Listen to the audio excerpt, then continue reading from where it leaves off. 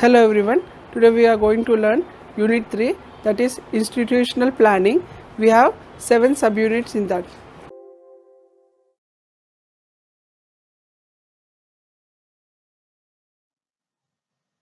Unit 3, Institutional Planning, we can write in acronym IP. 3.1, Institutional Planning. Institutional planning is, we can define institutional planning as taking the decision for future action with a view to achieve predetermined objectives through the optimum use of scarce resources. Institutional planning we can define as it is predetermined. Predetermined objectives means here we are taking a decision for future action with predetermined objectives through the optimal level of scarce resources is nothing but institutional planning. Here in this slide we see some characteristics of institutional planning. What are the characteristics of institutional planning? First one, felt need of institution and problem of community. Institutional planning, it is flexible, it should be flexible. It is not a charter of demand, but it is realistic from the standpoint of feasibility. It is scientific as it takes all the facts into consideration. It seeks to utilization the available resources, both human and material, optimally. Optimally means maximum use. It is based on participatory planning. Institutional planning is nothing but plan for the future by predetermined objectives. Means you are planning with the predetermined objectives for future using the optimum level of human resources and physical resources. So using the optimum is maximum level of human resources and future resources for predetermined objective in future to reach the predetermined objectives is nothing but institutional planning. So these are some characteristics of institutional planning. Felt need of institution means the need what it is important for the institution that should be planned. It should be flexible. First we are planning for budget for 1,000 rupees. Next time if you are planning for 10,000 required of human resources and physical resources, you have to that planning should be flexible. It should be realistic. It should have a scientific facts should be taken into the consideration. It is not only in the talking or only in words, but it should be facts and in a practical way. It should use all the resources, human resources and physical resources, material resources or physical resources in optimally means optimum way means maximum use of the resources. It is based on the participatory planning means the person who is there in the institution, they if they plan and if they do the planning, it is very good. So these are the characteristics of institutional planning. Institutional planning as taking decision for future action with a view to achieve predetermined objectives through the optimum use of scarce resources. The meaning of this means the what are the predetermined objectives. To get that objective, you are making a for future decision. For future decision, you are taking action with a view of predetermined objectives. Your plan are there, your objectives are there. For that objectives, your predetermined objectives for taking decision for future means you have planned something and you have to do practically for the future action. You are using optimum level of scarce resources. Optimum means maximum level of scarce resources. Here resources are human resources and physical resources. Now we see the objectives of institutional planning. Good educational facilities in the school. There should be good educational facilities in the school like good HR and PR, human resources and physical resources. The output should be quantitatively, economically and qualitatively, and the output should be improving the level of knowledge and skill of people, making their moral, social and physical training more effective. Need of IP, make pyramid from bottom to top, decentralize of planning means it should be democratic. It should have all people can have their ideas, the right to put for it should be democratic. It should be decentralized. Everyone should have a chance to tell or put their ideas and their suggestions. The pyramid should be from bottom to top.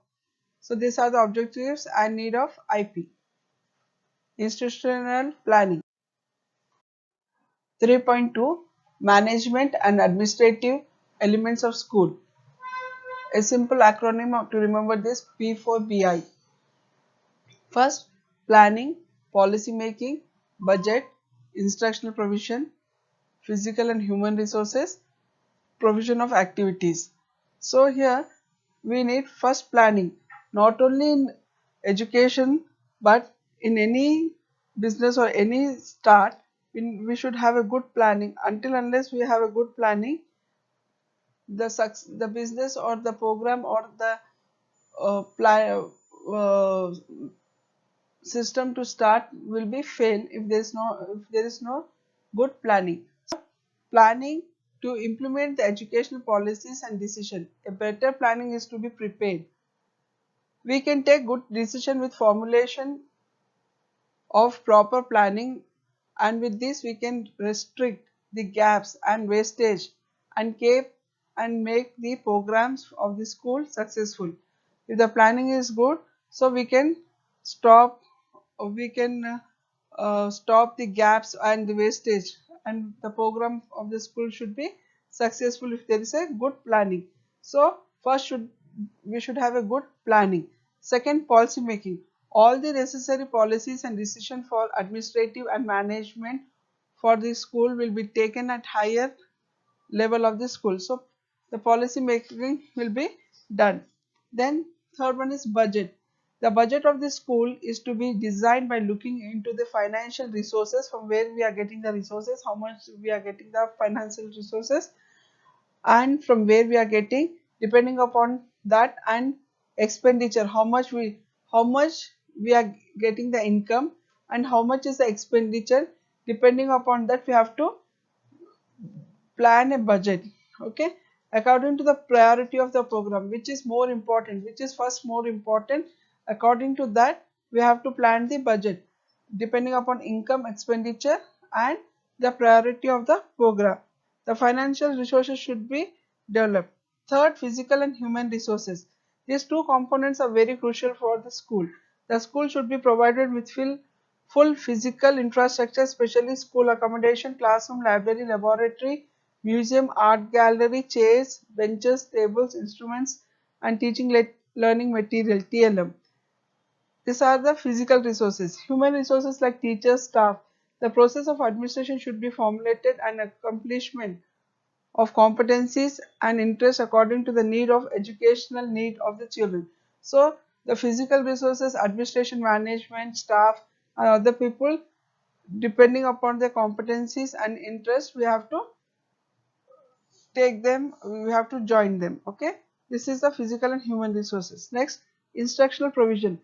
The required things for teaching like curriculum plan, timetable, evaluation procedure, preparation of teaching learning material, classification of student, discipline, attendance of children, and school can be looked such related acceptance. Here we are seeing the instructional provision like timetables, curriculum, co-curriculum procedure, preparation of teaching learning material, all these things.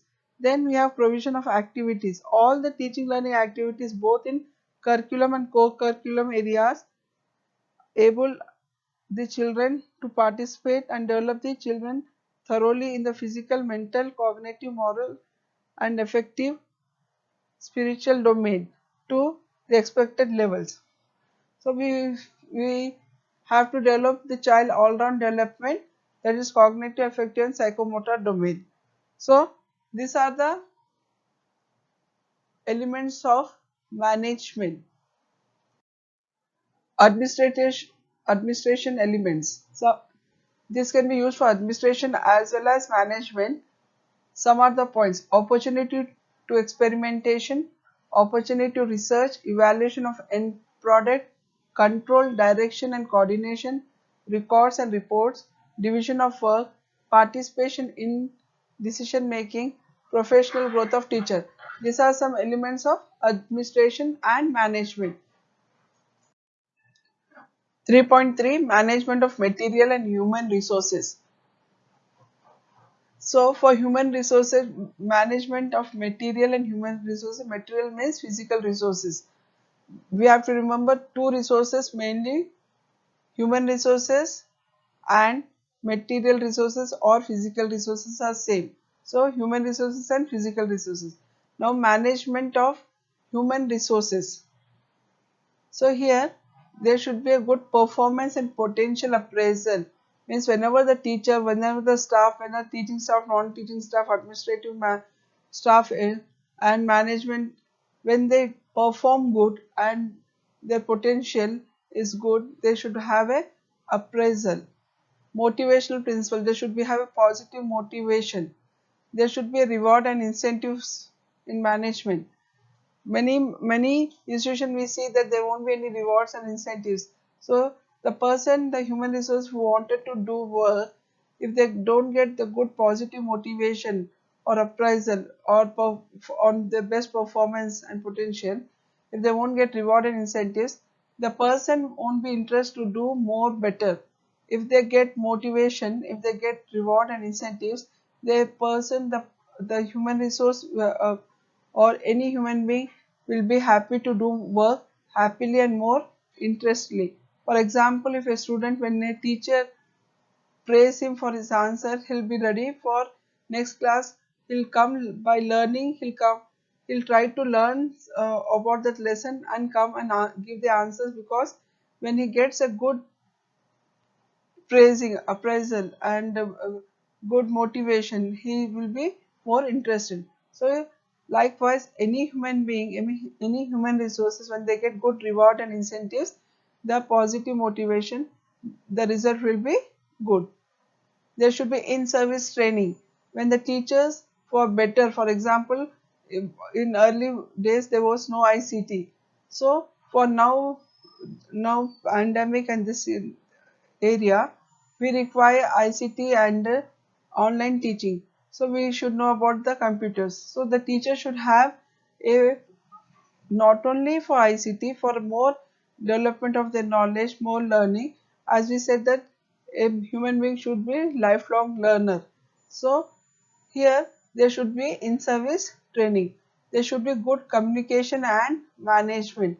There should be a good communication between administration, management and teaching staff and non-teaching staff. There should be a good PR relation with the parents. The school should have a good relation with the society also. Collaboration and conflict management.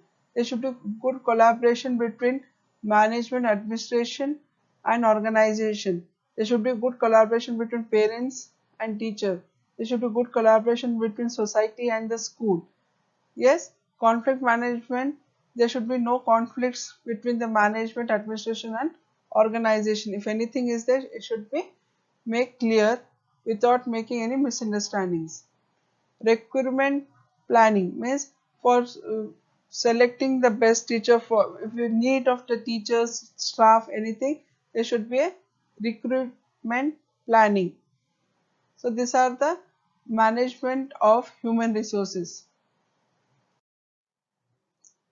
Management of physical resources. Collecting the details of facilities, quality determination,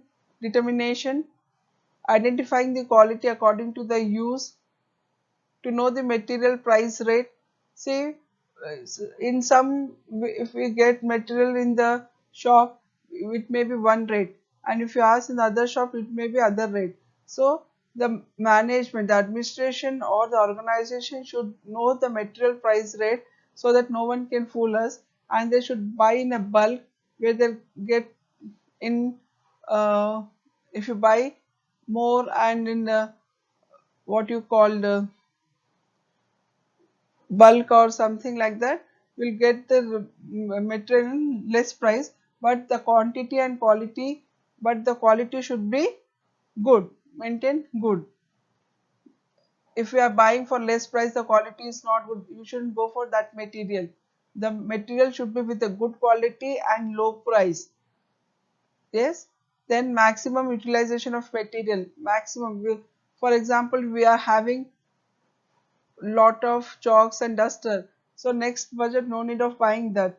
That money can be used for something which is more important. So maximum utilization of material without wastage. Controlling the wastage of material. We'll see many taps are open, lights are on or something, and using the material because it's surplus, you are wasting the material. It should not be there. It should not be like that. You should have a good control on the wastage of material. Identify the material facilities, means what are the material required, what are the facilities are there, that identifying the material facilities. These are the management of physical resources. Maintenance of materials. We have some points for maintenance of material, because we should wastage, we should control the wastage of the material. So some are the points. All the material should be entered in the stock register. There is a register known as stock register where all the materials are entered. So all the materials should be entered in the stock registers. As soon as you purchase, the bills, everything, how much amount is purchased, how much amount is spent, what are the materials you purchased, and what are the remaining, all these things should be maintained. All the materials should be kept in a separate room. All the purchase and utilized should be taken care for a long time. Non-machinery and other materials should be used frequently. Care should be taken while utilizing the material, and skilled personnel should operate them to avoid damages. So these are the how to maintain the materials, means you should maintain in a stock register. All the materials should be, if they have acid, some in chemistry or physics something, you have to keep in a separate room. Utilize the material for long time. All the purchase and utilize should be taken care for long time. Non-machinery and other materials should be used frequently. Care should be taken. These are the some points for maintenance.